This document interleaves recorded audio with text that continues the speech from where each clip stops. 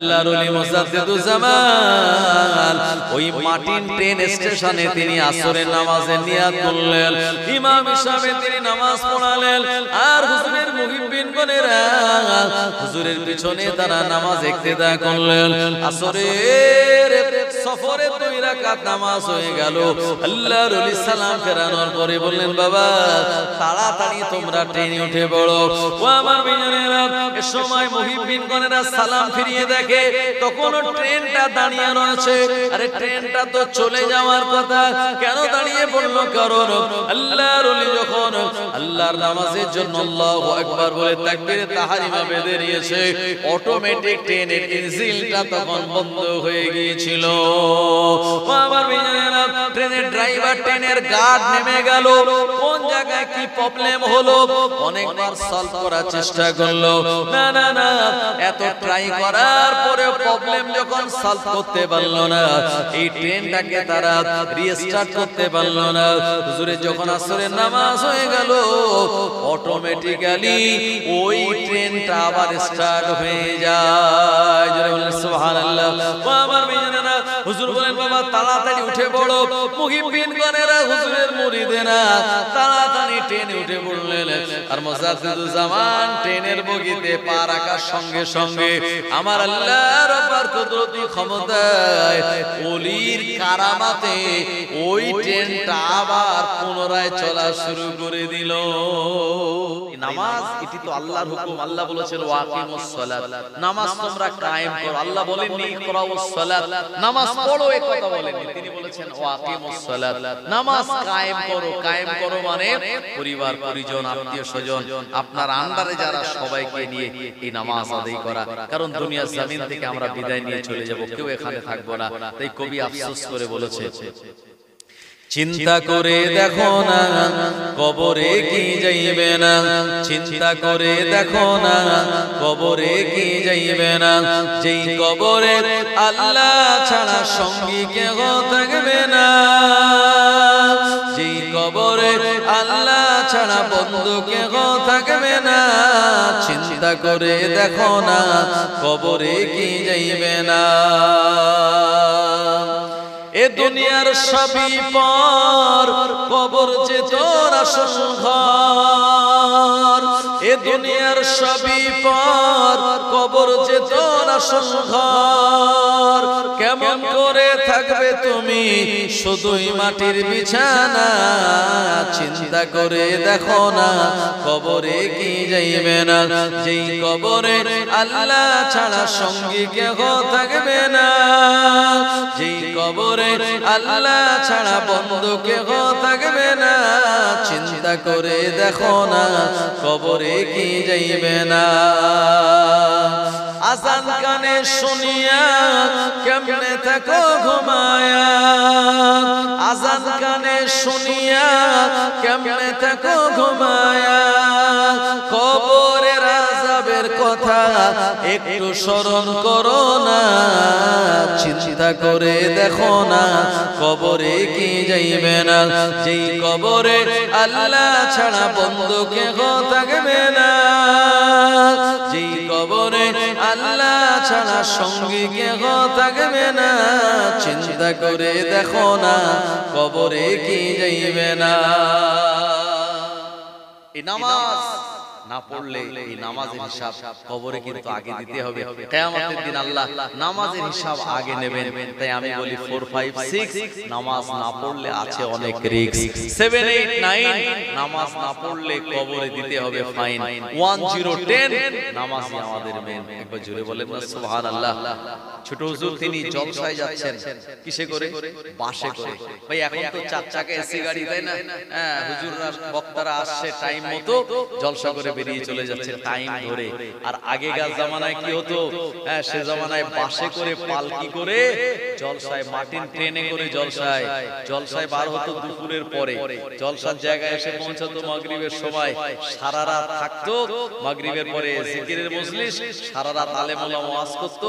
সকালের আগে মানে ফজরের আগে হুজুর উঠে মোনাজাত করে তারপরে ফজরের জামাত হতো। তারপরে ওখানে সকালবেলা থেকে মানুষের সুবিধা অসুবিধা, তাবিজ তদবির, এটা এটা ওটা কার কি ফতোয়া ফারায় সব দিয়ে তারপরে মোটামুটি দুপুরের খানিকটা আগে সব বাড়ি যেত হুজুররা, তাই না? আগেকার যুগে জলসা এমন ছিল। তো আল্লাহর ওলি ছোট হুজুর রাহমাতুল্লাহ আলাইহি তিনি মালদা জেলা থেকে বাসে করে ফিরছেন। মালদা জেলা অনেক দূর, এখান থেকে মালদা প্রায় 330 কিলোমিটার দূর। আমার ভাইজানেরা মাঝে মাঝে কুতুবউদ্দিন ভাই তিনি যান, হ্যাঁ এই কিছুদিন আগে ছিলেন। যাই হোক, এখন এই মালদা জেলা থেকে হুজুর ফিরছেন বাসে করে। তো আসরের সময় হয়ে গেল, হুজুর চিন্তা করছে আল্লাহ আমার তো জীবনে কোনোদিন আসরের নামাজ কাজা হয়নি, কারণ আসরের নামাজের ব্যাপারে হাদিস এসেছে বুখারী শরীফে কিতাবুস সালাতে নবীজি বলেছেন মান তারাকা সালাতিল আসরি ফাকাদ হাবিতাত আমালুহু আও কামা ক্বালা নবী সাল্লাল্লাহু আলাইহি ওয়াসাল্লাম। প্রিয় নবী আমার জানিয়ে দিলেন যে ব্যক্তির আসরের নামাজটা ছেড়ে গেল ওই ব্যক্তি যেন সারা দিনের আমলগুলি বরবাদ হয়ে গেল।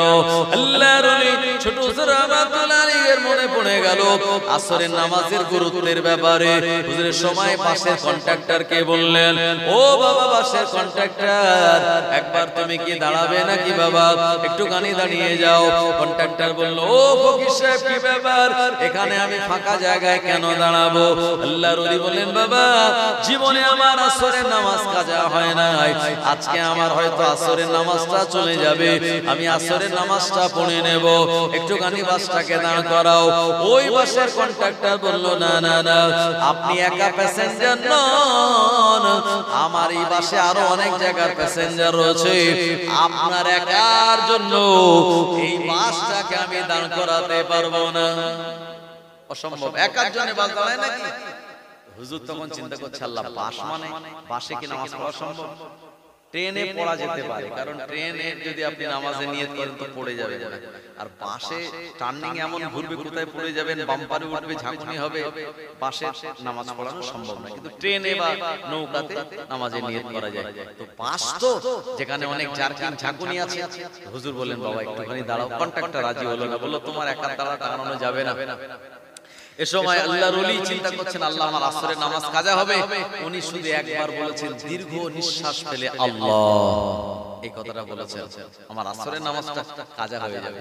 আমার ভাইজানেরা যেই বলেছেন বলার খানিকটা পরে দেখা গেল একটা বিকট আওয়াজ। এই বিকট আওয়াজ হওয়ার পরে দেখা গেল ওই বাসের চাকাটা ব্লাস্ট হয়ে গেল। আমার ভাইজানেরা এই বাসটা লাফাতে লাফাতে জার্কিং দিতে দিতে রাস্তার সাইডে দাঁড়িয়ে গেল। যাত্রীরা সবাই নেমে পড়লো, কি হয়েছে এমন? সবাই দেখতে পেল বাসের চাকাটা ব্লাস্ট হয়ে গেছে। এখন চাকাটায় সারাই না করলে এ বাস আর চলা সম্ভব নয়। হুজুর আস্তে আস্তে বাস থেকে নামলেন, পাশে একটা ঝিল ছিল, সেখানে গিয়ে ওযু বানালেন। ওযু বানানোর পরে ইমানদার যারা নামাজি তারা সফরে একটা করে পাটি রেখে দেয়, পাতলা নামাজ পাটি, ওই নামাজ পাটি ফেলে ওই নামাজ আদায় করে নিলেন। কন্ট্রাক্টর দেখছে দূর থেকে এটাই সেই ফকির সাহেব যে আমায় বলেছিল বাসটা থামাও, আমি থামাইনি। আরে সে তো নামাজ আদায় করে নিল, কিন্তু আমার বাসটা তো সারাই করা এখনো হলো না, কারণ 4 রাকাত নামাজ খুব জোর হলে 10 মিনিট টাইম লাগবে, আর আমরা যে 5G গতিতে নামাজ পড়ি 4 মিনিটে হয়ে যায়। কথা ঠিক কিনা? হ্যাঁ, আল্লাহর ওলি তেনার হয়তো 10 মিনিট টাইম লাগবে, তো উনি 10 মিনিট পরে যখন এসে তখনও বাস সারাই হয়নি, কারণ বাসের চাকা বড় চাকা খুলতে হবে, নাটগুলো আবার নতুন চাকা এনে লাগাতে হবে, এটাকে আবার সাজতে হবে, অনেক দেরির ব্যাপার। হুজুর যখন এসেলেন দেখলেন যে বাস এখন রেডি হয়নি, হুজুর একটু দূরে রাস্তার ধারে দাঁড়ালেন, আর মনে মনে চিন্তা করছে যদি কোনো অন্য গাড়ি আসে আমি তাতে উঠে আমার জলসার গন্তব্যস্থলে চলে যাব। আমার ভাইজানেরা এরপরে দেখা গেল একটা লরি আসছিল, হুজুর হাত দেখালেন, লরি আলা দাঁড়িয়ে গেল। হুজুর বলছেন বাবা আমাকে একটু নামিয়ে দাও। কন্ট্রাক্টর দেখতে পেয়েছে, সঙ্গে সঙ্গে দৌড়ে চলে গেল।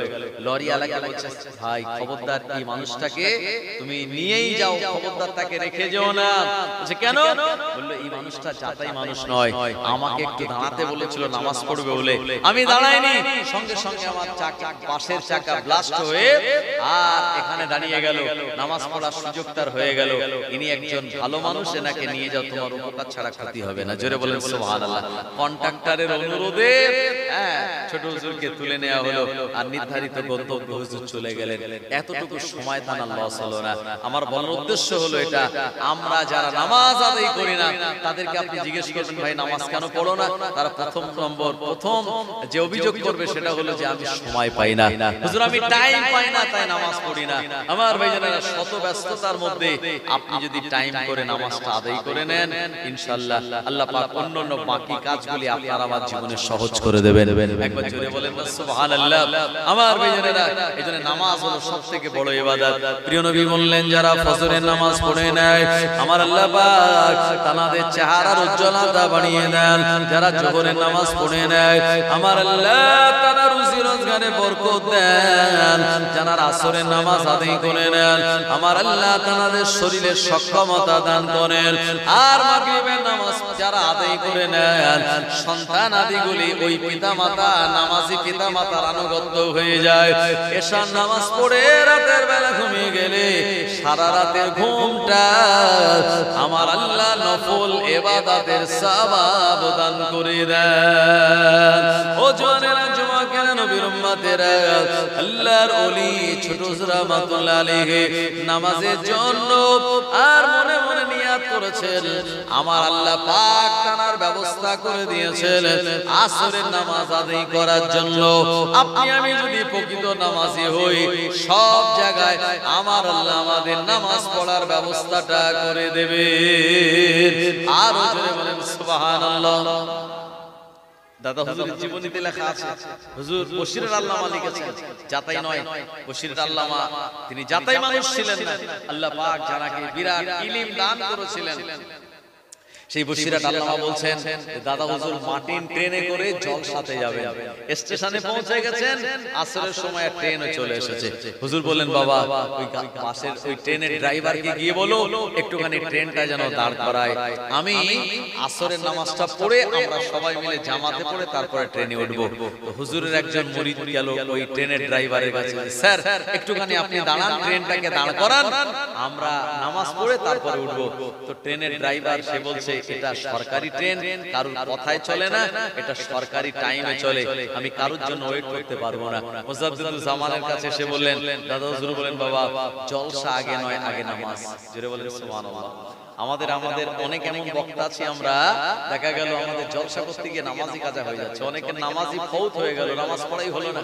জি, কিন্তু মুজাদ্দিদুল জামান নামাজে কত পাবন্দি ছিলেন। ওই সময় ট্রেন এত ঘন ঘন নয় যে সন্ধ্যালে স্টেশনে গিয়ে দাঁড়ালে বা ফাঁসটিয়া গিয়ে দাঁড়ালে আধ ঘন্টা পর পর ট্রেন, এরকম নয়। সকালে একটা ট্রেন, বিকালে একটা ট্রেন, আর ওই ট্রেনটা যদি ফেল হয়ে যায় হুজুর জলসা ধরতে পারবেন না।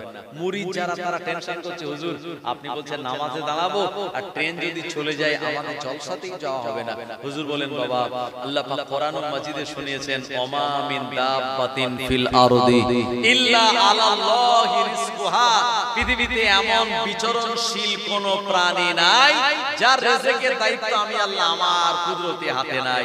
সুতরাং রিজিক যদি আল্লাহ ওই জায়গায় আমাদের রাখে, তো যে কোনো প্রকারে আল্লাহ আমাদের পাঠিয়ে দেবে।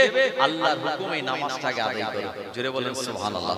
আমার ভাইজানেরা, ও নবীর উম্মতেরা, আল্লাহর ওলি মুজাদ্দিদুল জামান ওই মাটিন ট্রেন স্টেশনে তিনি আসরের নামাজের নিয়াত করলেন, ইমাম হিসাবে তিনি নামাজ পড়ালেন, আর হুজুরের মুহিব্বিন গণেরা হুজুরের পিছনে তারা নামাজ ইক্তেদা করলেন।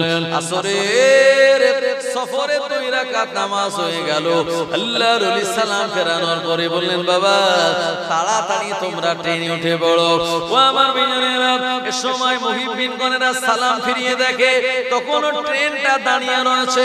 আরে ট্রেনটা তো চলে যাওয়ার কথা, কেন দাঁড়িয়ে পড়লো? কারণ আল্লাহর ওলি যখন আল্লাহর নামাজের জন্য আল্লাহু আকবার বলে তাকবীরে তাহরিমা বেঁধে নিয়েছে, অটোমেটিক ট্রেনের ইঞ্জিনটা তখন বন্ধ হয়ে গিয়েছিল। আমার ভাইজানেরা, ট্রেনের ড্রাইভার, ট্রেনের গার্ড নেমে গেল।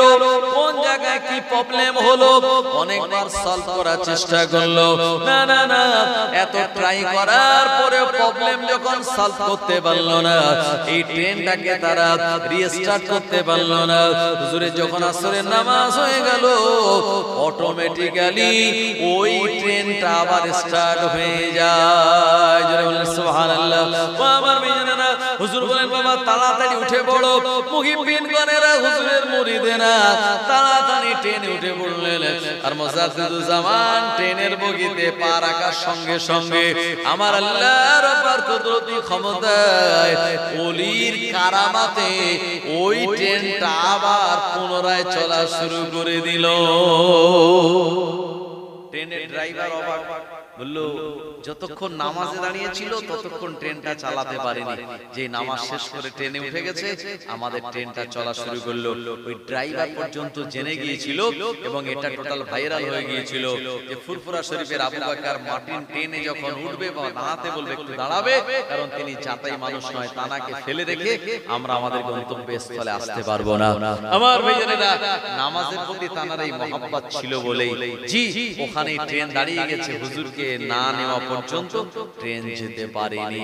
তাই দুনিয়ায় যত কাজ কামের অজুহাত দিয়ে আমরা নামাজ পরিত্যাগ করি, আমরা যদি নামাজ আদায় করি আল্লাহ পাক সমস্ত কাজগুলি আমাদের জন্য সহজ করে দেবেন। একবার জোরে বলেন না সুবহানাল্লাহ। দরুদ শরীফ আল্লাহুম্মা সাল্লি আলা সাইয়্যিদিনা ওয়া আলা আলি সাইয়্যিদিনা। চাঁদ বলে আমি নয় তুমি নবী সুন্দর, ফুল বলে সুবাসিত নবীজির অন্তর। চাঁদ বলে আমি নয় তুমি নবী সুন্দর, ফুল বলে সুবাসিত নবীজির অন্তর। তারাদের দল বলে তুমি প্রিয় দরবে, মেঘ বলে পানি হয়ে তুমি নবী সরবে। মানুষের কাছে তুমি রহমের বন্ধন, মানুষের কাছে তুমি রহমের বন্ধন। চাঁদ বলে আমি নয় তুমি নবী সুন্দর, ফুল বলে সুবাসিত নবীজির অন্তর। রোদ বলে খুশি মনে তুমি নবী শান্তির, শেষ করে দিলে তুমি ছিল যত ভ্রান্তি। রাত বলে নূর ছিল রাসূলের দৃষ্টিতে, দিন বলে তুমি সেরা মাবুদের সৃষ্টিতে। আলোময় করে দিলে পৃথিবীর অন্দর, আলোময় করে দিলে পৃথিবীর অন্দর। চাঁদ বলে আমি নয় তুমি নবী সুন্দর, ফুল বলে সুবাসিত নবীজির অন্তর। আরবের পথ বলে তুমি নবী মুক্তির, বয়ে দিলে ধরণীতে বায়ু তাপ স্বস্তির। মদিনার বাতাসেরা এসে বলে বাংলায়, আকাশের সুখ নামে প্রতিদিন রওজায়। ভরে গেল সাকিনাতে মদিনার প্রান্তর, ভরে গেল সাকিনাতে মদিনার প্রান্তর। চাঁদ বলে আমি নয় তুমি নবী সুন্দর, ফুল বলে সুবাসিত নবীজির অন্তর। লা ইলাহা ইল্লাল্লাহ, লা ইলাহা, লা ইলাহা ইল্লাল্লাহ মুহাম্মাদুর রাসূলুল্লাহ সাল্লাল্লাহু আলাইহি ওয়াসাল্লাম। এই দুনিয়াতে ওই বদরের ময়দানে 313 জন জানারা যোগদান করেছিলেন যুদ্ধে, তারা সবাই জান্নাতে যাবেন। আল্লাহ পাক সরাসরি তাদের ব্যাপারে অঙ্গীকার না করলেও নবীজি বলে দিয়েছেন বদরের যুদ্ধে যারা অংশগ্রহণ করেছেন আল্লাহ পাক তাদের বিগত জীবনের গুনাহগুলি মাফ করে দিয়েছেন। জোরে বলুন সুবহানাল্লাহ। এবং বদরের যুদ্ধে অংশগ্রহণকারী সাহাবে কেরামগণেরা যদি কোনো ভুল ত্রুটি করেও ফেলে, তাদের উপরে কোনো পানিশমেন্ট দেওয়া আল্লাহ তাআলার পক্ষ থেকে নবীজির উপরে নিষেধ হয়ে গেছে।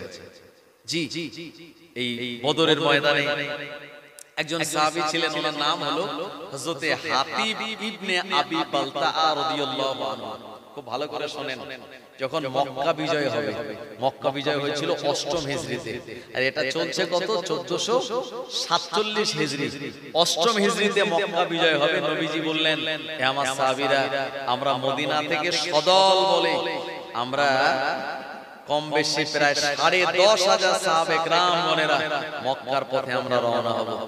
এখন এই মক্কা বিজয় হবে, নবীজি সাল্লাল্লাহু আলাইহি সাল্লাম বললেন, খবরদার এই কথাটা তোমরা সবাই গোপন রাখবে, কেউ যেন না জানে। আর আমরা মক্কা শরীফে যাব, এই কথাটা গোটা মক্কার কুফারে কুরাইশরা তারা যেন না জানতে পারে।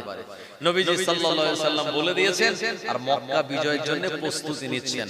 এমন সময় নবীজি হযরতে আলী রাদিয়াল্লাহু আনহুকে তিনি ডাকলেন, আর হযরতে মিকদাদ রাদিয়াল্লাহু আনহু তাকে ডাকলেন। আমার ভাইয়েরা, তো হযরতে আলী এবং হযরতে মিকদাদ রাদিয়াল্লাহু আনহু দুজনকে ডেকে বললেন, হে আমার সাহাবারা, তোমরা এখান থেকে সোজা চলে যাও, রওজায়ে খাক বলে একটা জায়গা আছে, ওখানে জায়গাটার নাম হচ্ছে রওজায়ে খাক। হাদিসে এসেছে এই জায়গাতে গিয়ে তোমরা একজন মহিলা পাবে, ওই মহিলাটার নাম হলো সারা। ওই মহিলাটার কাছে একটা চিঠি আছে, সেই চিঠিটা নিয়ে তোমরা আবার মদিনাতে ফিরে আসবে। তবে সত্য হলো ওই মহিলাটাকে কিছু বলবে না, খালি চিঠিটা নিয়ে চলে আসবে। আমার ভাইয়েরা, জওয়ানেরা, যুবকেরা, ও নবীর উম্মতেরা, প্রিয় নবী সাল্লাল্লাহু আলাইহি ওয়াসাল্লাম যখন বলে দিলেন হযরতে আলী উল মুর্তজা, হযরতে মিকদাদ ইবনে আসওয়াদ রাদিয়াল্লাহু আনহু, এনারা দুইজন মিলে একটি ঘোড়ার উপরে সওয়ার হয়ে আল্লাহ নবীর বলে দেওয়া লোকেশন দেওয়া ওই রওজায়ে খাক নামক জায়গা থেকে রওনা হয়ে গেলেন। হযরতে আলী উল মুর্তজা, হযরতে মিকদাদ ইবনে আসওয়াদ রাদিয়াল্লাহু আনহুমা, সাহাবা দুইজন বললেন, আমরা অত্যন্ত দ্রুততার সঙ্গে ওই জায়গাতে যখন পৌঁছে গেলাম, আল্লাহ নবীর কথা অনুযায়ী ওই জায়গায় উটের পিঠে আরোহণ করা ওই মহিলাকে আমরা দেখতে পেলাম। যে মহিলাটার নাম হলো সারা। হযরতে আলী রাদিয়াল্লাহু আনহু বললেন, এ মহিলা, কিফ আরবিতে কিফ মানে দাঁড়িয়ে যাও। ওই মহিলাটা উটটা নিয়ে এসে দাঁড়িয়ে গেল। হযরতে আলী রাদিয়াল্লাহু আনহু বললেন, এ মহিলা, তোমার কাছে একটা চিঠি আছে, ওই চিঠিটা তাড়াতাড়ি আমায় দিয়ে দাও। এমন করে আমায় তাড়াতাড়ি চিঠিটা দিয়ে দাও, আমি এটা নিয়ে মদিনার জমিনে চলে যাব। এ সময় ওই মহিলা বলল, না না না, আমার কাছে তো কোনো চিঠি নাই। এ দাও, চিঠি একটা আছে তোমার কাছে, বার করে দাও। মহিলাটা অস্বীকার করে বলছে, মহিলাটার নাম হচ্ছে সারা, না না, আমার কাছে কোনো চিঠি নাই। হযরতে আলী উল মুর্তজা রাদিয়াল্লাহু আনহু তিনি বলছেন যে নবীজি বলেছেন তোমার কাছে চিঠি আছে, আর নবীজি জীবনে মিথ্যা কথা বলেন না, আর তুমি বলছো চিঠি নাই। তোমার কাছে যদি চিঠি না থাকে তাহলে নবীজির কথা মিথ্যা হবে, আর নবীজির কথা জীবনে মিথ্যা হতে পারে না। চিঠি আছে, তাড়াতাড়ি বার করে দাও। মহিলাটা তাও অস্বীকার করে বলল, না, আমার কাছে কোনো চিঠি নাই। হযরতে আলী রাদিয়াল্লাহু আনহু বললেন, হে মহিলা সারা, যদি তুমি চিঠিটা বার না করে দাও, আমি তোমায় বিবস্ত্র করে তোমার গোটা বডি আমি তালাশ করে দেখব কোন জায়গায় চিঠিটা তুমি রেখে দিয়েছো। ও আমার ভাইয়েরা, ও নবীর উম্মতেরা, সারা নামক ওই মহিলাটা হযরতে আলী ইবনে আবু তালিবের এমন হুঙ্কার শুনে সে তার চুলের খোপা থেকে, মেয়েদের যে বড় বড় চুল, এই চুলের যে খোপা মানে চুলটাকে বাঁধে অনেক লম্বা চুল, ছোট করে চুলের খোপার ভিতর থেকে ওই সারা নামক মহিলা সে চিঠিটা আস্তে আস্তে বার করে হযরতে আলী রাদিয়াল্লাহু আনহু হাতে দিয়ে দিয়েছে। হযরতে আলী হুজুর বলে, তুমি বললে চিঠি নেই, তো চিঠি, আর কোনো কথা বলেননি। এরপরে হযরতে আলী রাদিয়াল্লাহু আনহু আল্লাহর নবীর কাছে আসার জন্য তিনি উটের উপরে সওয়ার হয়ে আর আর দ্রুততার সঙ্গে মদিনা জমিনে রওনা হয়ে গেলেন। ও আমার ভাইজানেরা, রওজায়ে খাক থেকে মদিনা শরীফে আসার পরে মসজিদে নববীতে প্রবেশ করলেন। আসসালাতু আসসালামু আলাইকা ইয়া রাসূলুল্লাহ হাবিবাল্লাহ। আল্লাহ নবী সালামের জবাব দিলেন। এই সময় হযরত আলী রাদিয়াল্লাহু আনহু বলেন, হুজুর, যে কাজে আপনি আমায় পাঠিয়েছিলেন ওই কাজটা হাসিল করে আমি চলে এসেছি আপনার কাছে। আল্লাহ নবী বললেন, বাবা আলী, দাও ওই চিঠিটা তুমি আমার কাছে দিয়ে দাও। হযরত আলী রাদিয়াল্লাহু আনহু আল্লাহ নবীর কাছে চিঠিটা দিলেন। সব সাহাবে কেরামগণেরা বলাবলি করতে লাগলো, ইয়া রাসূলুল্লাহ হাবিবাল্লাহ, হুজুর এই চিঠির বিশেষত্ব কি একবার কি আপনি আমাদেরকে বলবেন? আল্লাহ নবী বলেন, আমার সাহাবীরা, এই চিঠিটা আমার কোন একজন সাহাবী দিয়েছে মক্কার মানুষদেরকে সতর্ক করার জন্য। আমি মুহাম্মদুর রাসূলুল্লাহ 10,500 সাহাবে কেরামদের সঙ্গে গনে নিয়ে মক্কাতুল মুকাররমায় প্রবেশ করছি। এই খবরটা দেওয়া মানা ছিল, নিষেধ ছিল, কিন্তু আমার কোন একজন সাহাবী নিজে হাতে মক্কা জমিনের মানুষের জানানোর জন্য এই চিঠিটা লিখে সারা নামক মহিলার কাছে দিয়েছিল। ওই চিঠিটা আমি আলী হুজুরকে, আলীউল মুর্তজাকে দিয়ে আনিয়ে নিয়েছি, কারণে আমাদের এই যাওয়ার সংবাদ যেন আগে ভাগে মক্কার মানুষেরা না পায়। এই জন্য চিঠিটা আমি নিয়ে চলে এসেছি। হযরত ওমর ফারুক রাদিয়াল্লাহু আনহু বলেন, হুজুর, কার এত স্পর্ধা, আপনি যাবেন মক্কায়, এই খবর বলা যাবে না নিষেধ করা সত্ত্বেও কে আল্লাহর বান্দা, কে আপনার সাহাবী যে চিঠি লিখে মক্কার মানুষদেরকে বলছে মুহাম্মদ সাল্লাল্লাহু আলাইহি ওয়াসাল্লাম আসছে, তোমরা সাবধান হয়ে যাও। নবীজি চিঠিটা খুললেন। খোলার পরে তিনি সাহাবা একরামদেরকে দেখালেন আর বলছেন, দেখো তো এই চিঠিটা কার হাতের লেখার সঙ্গে মিলে যায়, কারণ সবার হাতের লেখা এক না আলাদা আলাদা, কিছু না কিছু আলাদা থাকবেই আমাদের সবার। এই যে হাতের যে ফিঙ্গারপ্রিন্ট, এটাও আলাদা। যদি ফিঙ্গারপ্রিন্ট আলাদা না হতো তাহলে আধার কার্ডের কোনো ভ্যালু থাকতো না। আধার কার্ডে সব আমাদের এই 5টা আঙ্গুলের ছাপ, 10টা আঙ্গুলের ছাপ দেওয়া আছে। আমাদের চোখের যে মণি, এই চোখের মণিরও একটা আপনার চোখের মণিরও যে দাগ দাগ ছাপ আছে, এটাও কিন্তু সবার আলাদা আল্লাহ বানিয়েছেন। এবং আমাদের সবার গলার স্বর, গলার ভয়েস আল্লাহ পাক সবাইকে আলাদা আলাদা করেছেন। জোরে বলেন সুবহানাল্লাহ। এটি আল্লাহ পাকের অশেষ কুদরতি একটি ক্ষমতা। আর হাতের লেখাও কম বেশি কিছু ডিফারেন্স থাকবে। নবীজি বলেন, সাহাবীরা দেখো তো মিলিয়ে এটা কোন সাহাবীর হাতের লেখা। আমার ভাইজানেরা, ও নবীর উম্মতেরা, এই সময় সাহাবে কেরামদের ভিতরে হাতের লেখা মিলিয়ে দেখা হলো। জানার হাতের লেখার সঙ্গে ওই চিঠিটার হাতের লেখা মিলে যাচ্ছে। উনি আর অন্য কেউ নয়, ওই সাহাবীর নাম হলো হযরত হাতিব ইবনে আবি বালতা রাদিয়াল্লাহু আনহু। আল্লাহ নবী হযরত হাতিবকে ডাক দিলেন, এ হাতিব ইবনে আবি বালতা, আমার মানা ছিল, নিষেধ ছিল, আমি মক্কা বিজয়ে যাব, খবরদার কথাটা আগে আগে বলবে না, কিন্তু চিঠি দিয়ে এই কথাটা মক্কার মানুষদেরকে তুমি কেন জানিয়ে দিচ্ছিলে আমার আগমনের সংবাদ? ও আমার ভাইজানেরা, এই কথা প্রিয় নবী যখনই বললেন, ওমরে ফারুক রাদিয়াল্লাহু আনহু এই সময় খোলা তরবারি উঁচু করে বলেন, হুজুর, একবার যদি আপনি অর্ডার দিয়ে দেন, আমি হাতিব ইবনে আবি বালতার গর্দানটা উড়িয়ে দেব, কারণ সে মুনাফিক হয়ে গেল। আপনার যাওয়ার সংবাদ চিঠি দিয়ে সে আগে আগে মক্কার মানুষদের জানিয়ে দিচ্ছে। আল্লাহর নবী বলেন, ও বাবা ওমর, ইজলিস, তুমি বসে যাও। ওমরে ফারুক রাদিয়াল্লাহু আনহু বসে গেলেন। আবারও দাঁড়িয়ে উঠে বলেন, হুজুর, একবার আপনি যদি আমায় অনুমতি দেন, হাতিব ইবনে আবি বালতাকে আমি তরবারি মেরে গর্দান উড়িয়ে দেব। এভাবে 3 বার যখন বললেন, আল্লাহর নবী বললেন, ও বাবা ওমর, তুমি কি জানো না আমার হাতিব ইবনে আবি বালতা হলো বদরের যুদ্ধে অংশগ্রহণকারী একজন সাহাবী। জোরে হবে না? 313 জন, তার ভিতরে 14 জন শহীদ, 299 জনের ভিতরে একজন হাতিব ইবনে আবি বালতা। আল্লাহ তাআলাকে জান্নাত দেবেন, আল্লাহ তাআলার বিগত গুনাহগুলি maaf করে দিয়েছেন। তাকে তুমি গর্দানে তরবারি মারবে বলছো? ওমরে ফারুককে হুজুর যে স্মরণ করিয়ে দিয়েছে, ওমরে ফারুকের চোখ দিয়ে টকটক করে পানি পড়ছে। ইয়া রাসূলুল্লাহ, হাবিবাল্লাহ, হুজুর আপনি আমায় maaf করুন, হাতিব ইবনে আবি বালতার আমি আর তরবারি মারব না। নবীজি বলেন, হাতিব তুমি এই কাজ কেন করলে? ইয়া রাসূলুল্লাহ, হাবিবাল্লাহ হাত জোড় করে বিনয়ের সঙ্গে বলতে লাগলেন, হুজুর বেয়াদবি নেবেন না, আমি হাতিব ইবনে আবি বালতা। একবার দেখুন চিঠিতে আমি কি লিখেছি।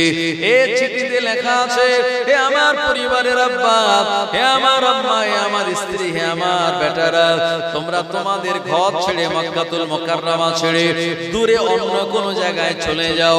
কারণ মুহাম্মদ সাল্লাল্লাহু আলাইহি ওয়াসাল্লাম তিনি প্রবেশ করছেন, আর তারা সাহাবীরা যদি তোমাদের শহীদ করে দেয়, তোমাদের হত্যা করে দেয়, আমি পরিবার হারা হয়ে যাব। এই কারণে আর এখানে তোমরা না থেকে দূরে অন্য কোন জায়গায় চলে যাও। আল্লাহ নবীকে শোনালো। নবী আমার সময় মুচকে হেসে বললেন, হে আমার সাহাবীরা, হাতিবের উপরে রাগ করো না, দুঃখ করো না। হাতিব ইবনে আবি বালতা তার পরিবারকে অত্যন্ত ভালোবাসে, কিন্তু দুর্ভাগ্যবশত হাতিব ইবনে আবি বালতার পরিবারের আব্বা মা এখনো মুসলমান হয় নাই, তার স্ত্রী এখনো মুসলমান হয় নাই, তার সন্তানাদি এখনো মুসলমান হয় নাই। আল্লাহ চাহে তো পরে মুসলমান হবে, ওরা যাতে মারা না যায়, এ কারণে পরিবারের প্রতি ভালোবাসা দেখিয়ে এই কাজটা হাতিব ইবনে আবি বালতা করেছিল। আমি রাসূলুল্লাহ তাকে maaf করে দিলাম। ছেড়ে বলে সুবহানাল্লাহ। এই maaf করে দেওয়া, ক্ষমা করে দেওয়া, এটা একটা মহৎ গুণ। কথা ঠিক কি না জওয়ানেরা, যুবকরা? এজন্য দুনিয়ার জমিনে প্রিয় নবী হাদিস রেখে গিয়েছেন, মান সাতারা মুসলিমান সাতারাল্লাহু ফিদ দুনিয়া ওয়াল আখিরাহ, আও কামা ক্বালা নবী সাল্লাল্লাহু আলাইহি ওয়াসাল্লাম। নবীজি বলেছেন, যে ব্যক্তি কোন মুসলমানের দোষ ত্রুটি গোপন করে, আল্লাহ পাক তানাকেও তানার দোষ ত্রুটি গোপন করেন এবং তানার জীবনের গুনাহগুলি গোপনে গোপনে ক্ষমা করে জান্নাত দিয়ে দেন। জোরে বলি। আবার ভাইজানেরা, জওয়ানেরা, যুবকেরা, এজন্য মানুষের দোষ ত্রুটি বলে বেড়ানোর কোনো জায়গা নাই। ওয়াইলুল লিকুল্লি হুমাযাতিল লুমাযা, ধ্বংস তারা যারা মানুষের সামনে পিছনে নিন্দা মন্দ করে।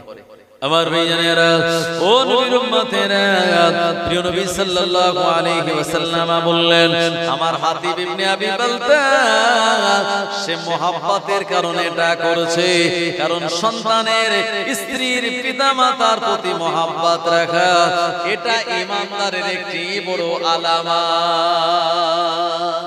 মুহাব্বত এটা পরিবারের প্রতি দেওয়া, এটি হলো ঈমানদারের আলামত। নবীজি সাল্লাল্লাহু আলাইহি ওয়াসাল্লাম হযরত ইমাম হাসানকে নিয়ে খুব চুমা খাচ্ছেন, ইমাম হুসাইনকে নিয়ে চুমা খাচ্ছেন মুহাব্বতের সঙ্গে। এমন সময় নবীজির দরবারে একজন সাহাবী ছিলেন, বুখারীতে বর্ণিত। ওই সাহাবীর নাম হলো হযরতে আকরা বিন হাবিস রাদিয়াল্লাহু আনহু। হযরতে আকরা বিন হাবিস বলছে, হুজুর আপনি ইমাম হাসানকে এত চুমা খাচ্ছেন, হুসাইনকে এত চুমা খাচ্ছেন, আল্লাহ পাক আমায় 10টা সন্তান দিয়েছে, আমি জীবনে কোনোদিন আমার বাচ্চাদের মুখে একটাও চুমা খেতে পারি। নবীজি সাল্লাল্লাহু আলাইহি সাল্লামের সাহাবী যখন এই কথা বলেছে, নবীজি রাগান্বিত হয়ে গেলেন। এ সাহাবী আকরা বিন হাবিস, বলো কি? না হুজুর, আমি এই চুমা দিতে পারিনি। কেন? হুজুর আমার এটা আসে না, আমি যে আদর করব, মোহাম্মত করব, চুমা দেব, এটা আমার মনে হয় না। নবীজি সাল্লাল্লাহু আলাইহি সাল্লাম বললেন, ও আকরা বিন হাবিস, না না না, এমনটা নয়, বাচ্চারা হলো আমার আল্লাহ তাআলার সুগন্ধি। জোরে বলেন সুবহানাল্লাহ। আতরের সুগন্ধ আছে না নাই আমরা গায়ে মাখি? আল্লাহ পাকের সুগন্ধি, কুদরতি সুগন্ধি হলো মাসুম বাচ্চারা। মাসুম বাচ্চারা তাদের চেহারা দেখবেন মায়াবী চেহারা, দেখলে আপনার মায়া আসবে, দয়া আসবে। নবীজি বলেছেন, যারা এই বাচ্চাদের দেখে মোহাব্বত করে, চুমা দেয়, আদর করে, আমি নবী আমার সুন্নাত তারা যেন পালন করলো। আর নবীর সুন্নাত পালন করলে, মান তামাসসাকা বিসুন্নতি ইনদা ফাসাদে উম্মতি ফালাহু আজরু মিয়াতা শাহীদিন, তাকে আল্লাহ পাক 100 শহীদের সওয়াব দান করে দেবেন। জোরে বলুন সুবহানাল্লাহ। নবীজির সুন্নাত জিন্দা করলে 100 শহীদের সওয়াব। আকরা বিন হাবিস উনি তাড়াতাড়ি বাড়ি গিয়ে তার পরিবারের বাচ্চাদের এরপরে মহব্বত করেছিলেন আর চুমা দিয়েছিলেন। আমার ভাইজানেরা, এজন্য আহলদেরকে ভালোবাসা, মহব্বত করা, পরিবারকে মহব্বত করা, ভালোবাসা নবীজির সুন্নাত। তবে আপনার হাল, আপনার পরিবার যদি ইসলামের বিপক্ষে চলে যায়, ওটা আপনার আর পরিবার নয়। আপনার ছেলে যদি সে যদি বেধর্মীদের পুজো দেখতে চলে যায়, আসে না নাই? এই যে দুর্গা পুজো হলো বা অন্যান্য পুজো সামনে আসে, মুসলমান ঘরের ছেলেরা তারা পুজোর প্যান্ডেলে ঘুরে বেড়াচ্ছে, নাউজুবিল্লাহ।